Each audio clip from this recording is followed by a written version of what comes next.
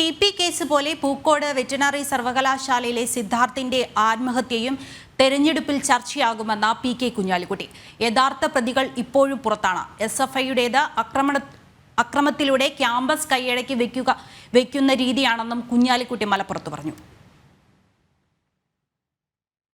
TP case വധവും സമാനമായ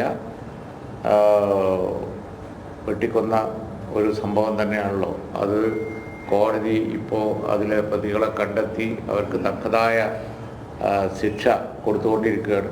ഇനിയും അത് കോടതികളിൽ ഉണ്ടാവും.